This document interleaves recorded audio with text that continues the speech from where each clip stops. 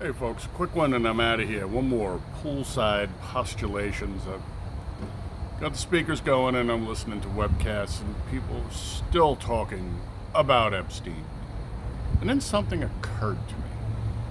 So, Donald Trump, all these people, and this is no secret. I mean, we know, even in his first term, the Epstein thing was a thing. Now you have a lot of people saying, well, that's proof that he was there because he's hiding it. I'm 100% positive if there was any proof that Donald Trump was a pedophile and was on Epstein Island diddling little kids, Hillary Clinton would have dropped that shit like a hot rock. Okay? The Democrats would have used it immediately. There would be no reason for them not to. But that's when this struck me. They knew he wanted to release it. They knew, because he promised to do the JFK files too, and they screwed that up as well. They had 4 years to doctor the shit out of there and just layer that punji pit with all kinds of spikes and all kinds of shit and all kinds of friggin' traps. And I think he walked right into it. I think what happened, and I can tell you right now, I can guarantee there are files available out there. It's just a matter of finding them. And again, we know the NSA captures all digital traffic. Everywhere. Every day. Gotta have copies. But you had 4 years of Puddinhead and literally one of the most evil administrations on the planet who had their hands all over all that evidence. Remember, there was a story, month and a half, 2 months ago, where they had to go find shit that was locked in a filing cabinet in a sub-basement behind a guy with a red stapler. I don't think it's too hard to believe that what they did is they either destroyed or completely buried the real stuff and then doctored up a bunch of bullshit to make him look like a moron, a la the Russiagate files, right? The Steele Dossier.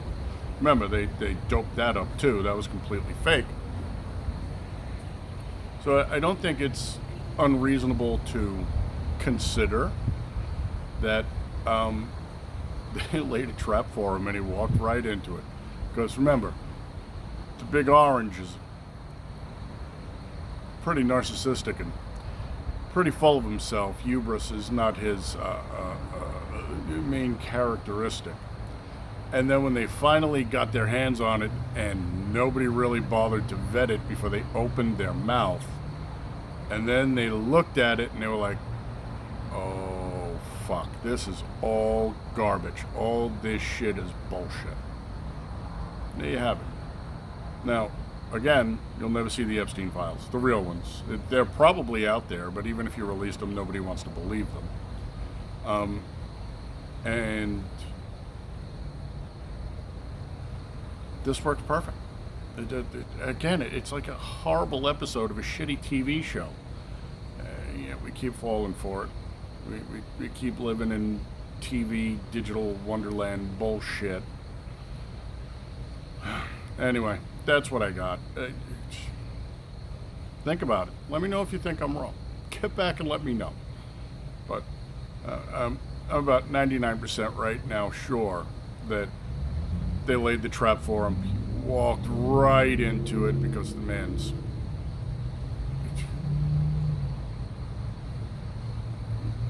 he's just the Big Orange. And so it was easy.